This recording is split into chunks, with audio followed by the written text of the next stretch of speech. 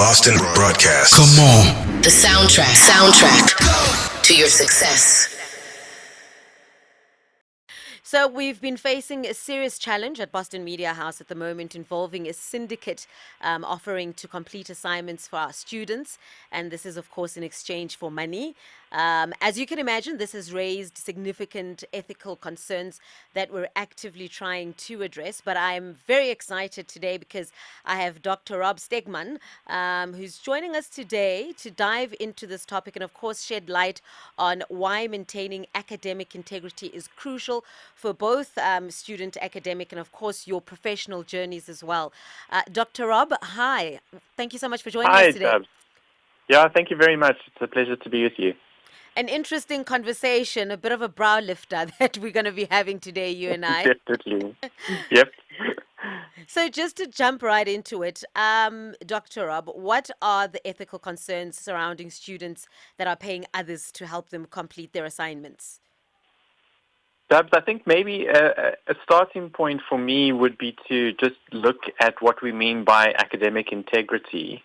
100%. And then I'll address the question that you've raised there. So I think the key point of departure is to understand that when we say academic integrity, we're saying something specific about the kind of graduates that we're wanting to produce. In other words, graduates who are whole, who are integrated in the way that they think about their discipline, integrated in the way that they think about the work that they're going to go and secure when they leave, integrated in the way that they think about what it is that we're actually doing in the context of teaching and learning. And that's really where the integrity comes to the fore.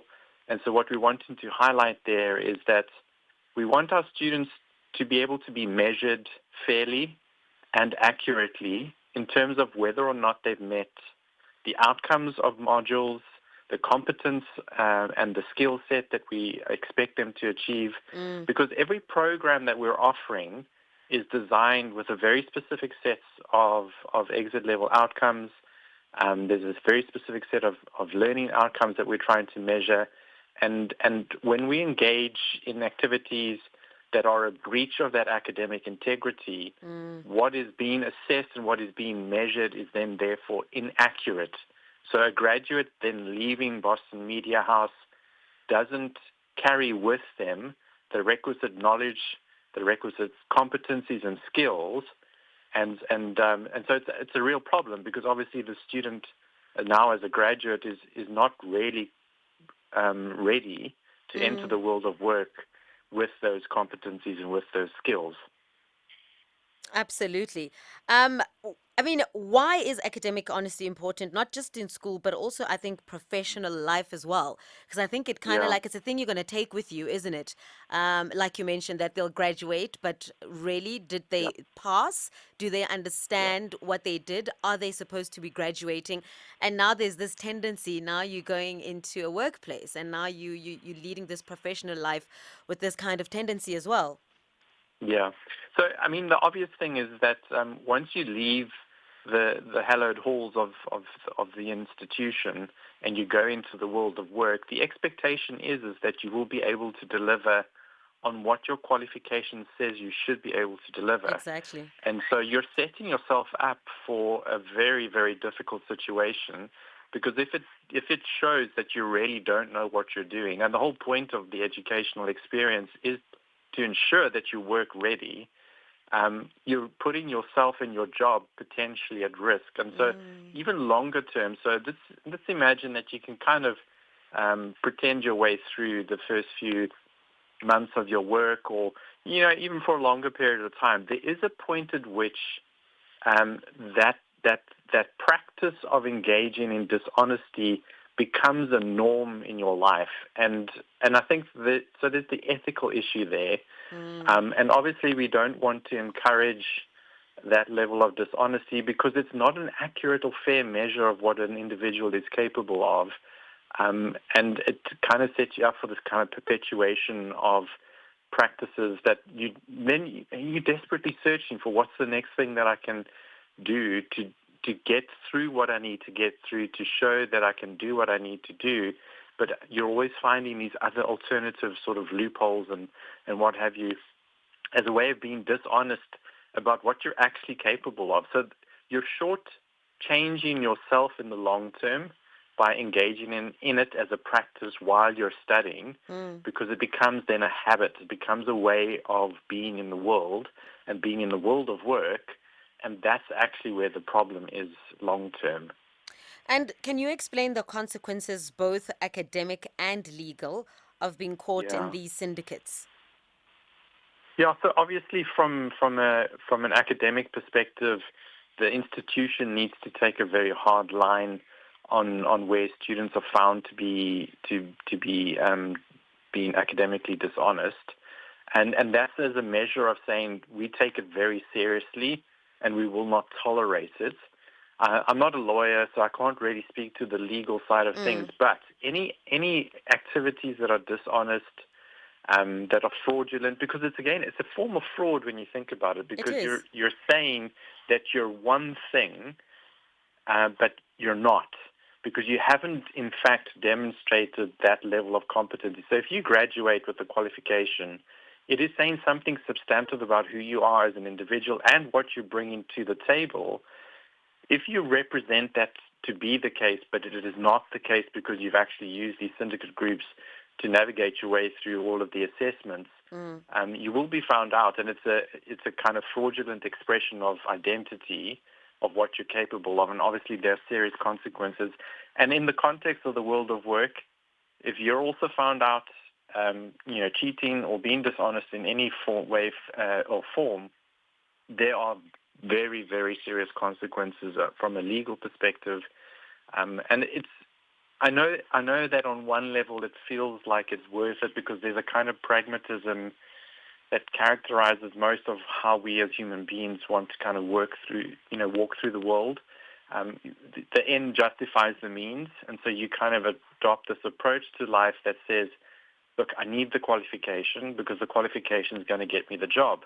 So pragmatically, the shortest way to that is to engage in these syndicate groups and to use whatever other means are available that will make it as easy as possible. But as I said earlier, the more you do that, the more you realize actually in the end you're shortchanging yourself on what you could be acquiring as a genuine set of skills and knowledge acquisition that will set you up for life. So it may feel like it's worth it now, but that's where the lie actually is that it's definitely not going to be worth it long term, because you'll be shown up at some point or another. You'll be shown up for not having what you say you have. So there's, research shows that students may face challenges like academic pressure, time management issues, and of course these should not serve as any excuse for unethical behavior.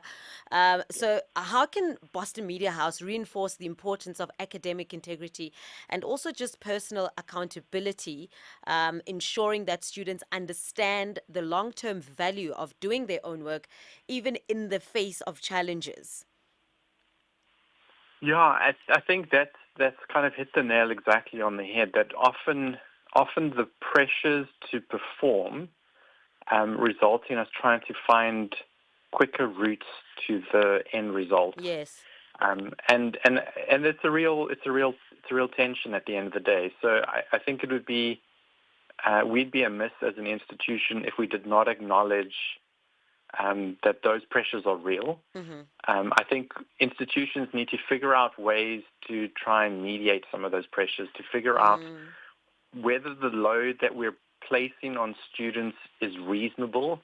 And I think this also probably raises a question around whether we have a deep understanding of where our students are actually at.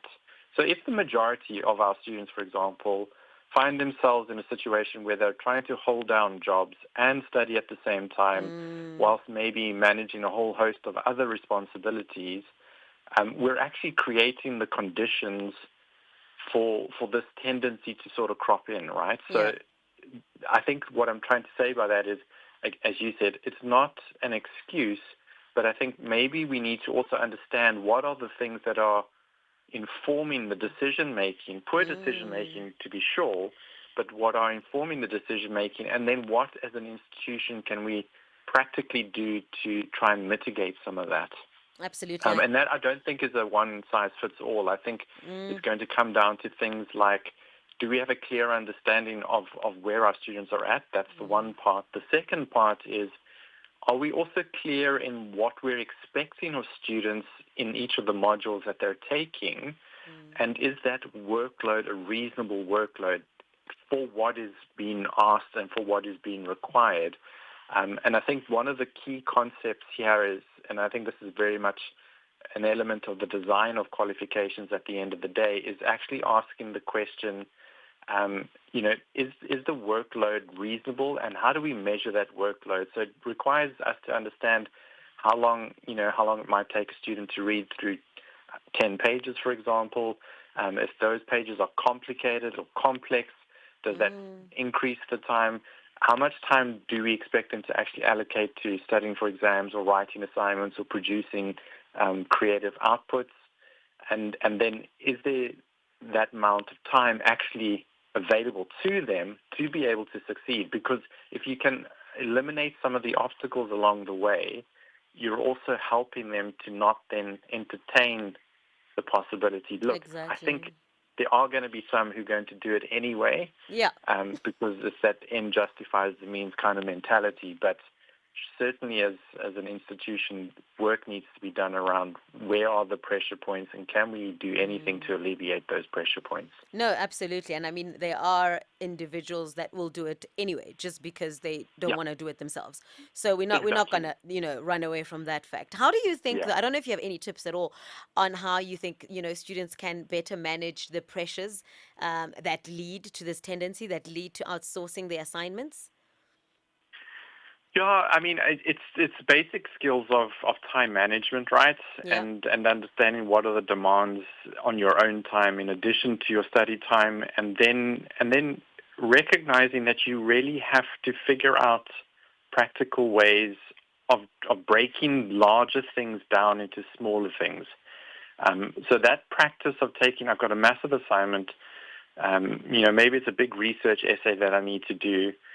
How do I break it down into smaller parts so that I can distribute that over the semester rather than, kind of enjoy the fact that, I don't have any due dates yet, then suddenly wake up to the fact that you've got this massive research essay and then you have to try and pull it all together. That's where the pressure is going to be real in terms of wanting to use alternative means to get there. And so it is about right at the beginning of the semester, putting into practice, how do I break down the big things into smaller parts? How do I then schedule those parts along the way so that I can actually manage my time better? And actually, when you think about time management, it's about self-management more than it is about managing time. And so I think figuring out the practical tools that one could use, like breaking things down into smaller parts and then trying to manage it over a longer period of the things that we could help students do, for sure. But it then becomes a practice that students need to take on for themselves. And it will serve them long-term as well. So again, in the work environment, where there are constantly expectations and due dates and deadlines, it is about managing yourself in that process. And really, when we're talking about higher education, we're talking about adult education. We're talking about independent individuals making and taking responsibility for their lives and for their actions and for the management of themselves and for the management of time. And in the process of all of that managing of self is the management of the learning that they're engaging with. And again, the point is individuals select what they want to study. They have a desire, passion perhaps, to go into a particular discipline and to go into a particular work kind of environment. And so the point is you want to make sure that you do that as well as you possibly can, so that you can make a good go of life and be successful in whatever you put your hands to.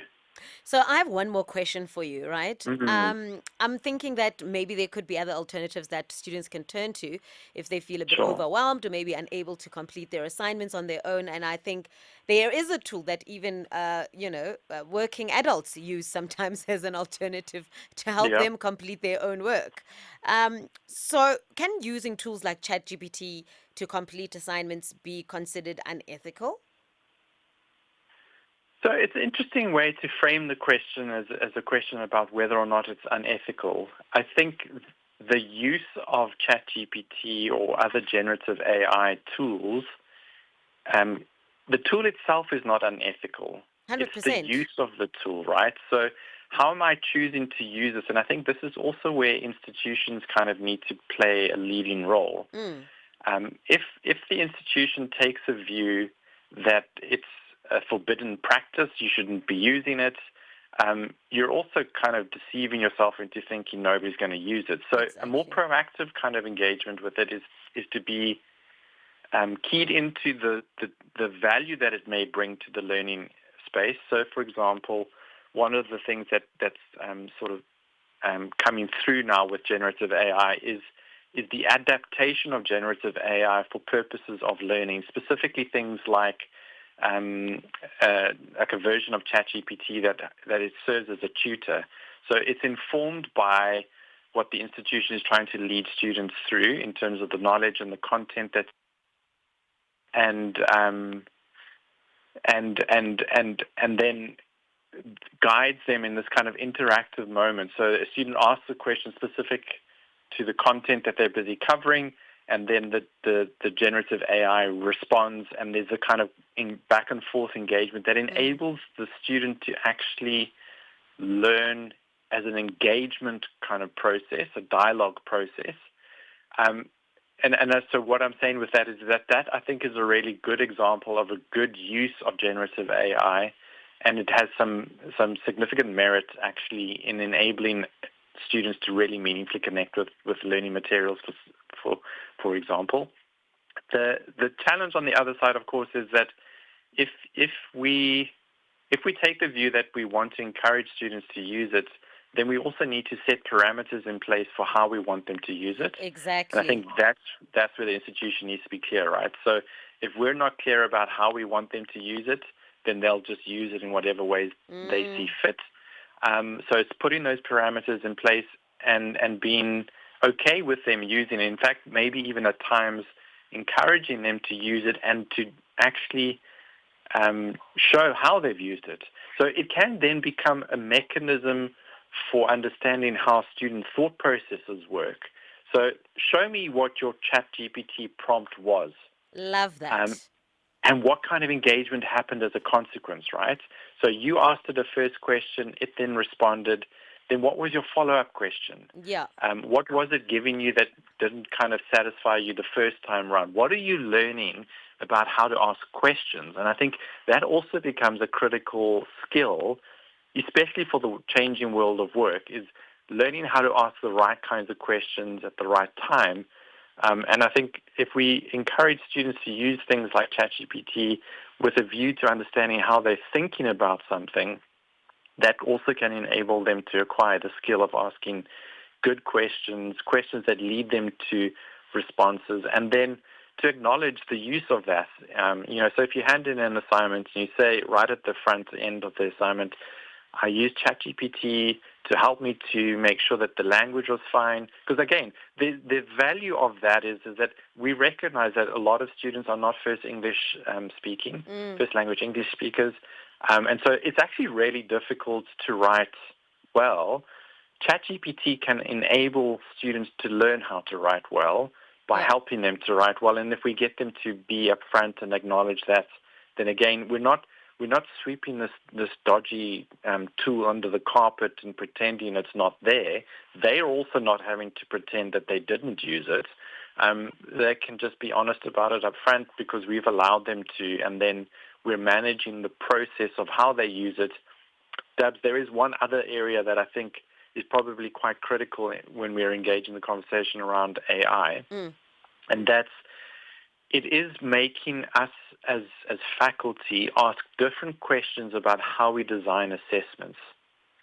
And this is a big one, right? Because in many ways, a lot of our assessment design practice has relied on the fact that we can create a controlled environment that is free of cheating.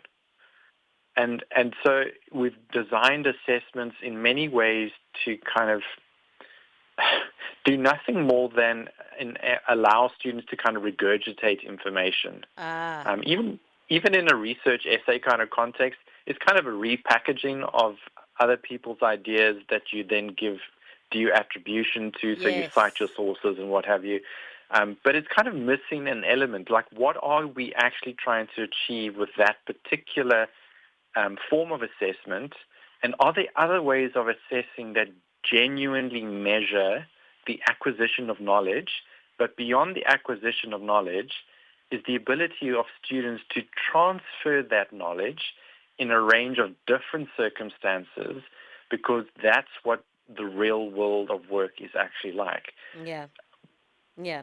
Yeah. So, Yeah. Dr. Rob, thank you so much for answering that question so beautifully, because I wanted us to unpack the boundaries between helpful technology and academic dishonesty, and Yeah. also just to get an understanding of where do we then draw the line here.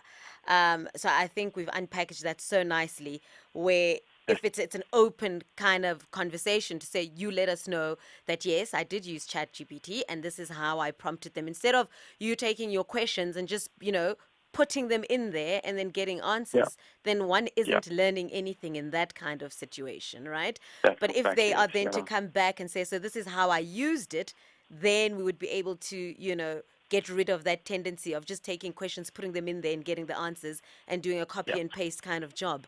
There we go. Yeah. So, Dr. Rob, thank you so much. This has been absolutely enlightening, and I hope they heard you nice and clear, and I hope they learned something, Absolutely. and That's, of course, yeah. I hope that certain things can be integrated as well, from the college Yeah. side, so Absolutely. that Yeah. such things can be avoided, of course, in the future. Thank you so much for your time. Thank you so much, Dubbz. It was a real pleasure. Take care. Bye bye.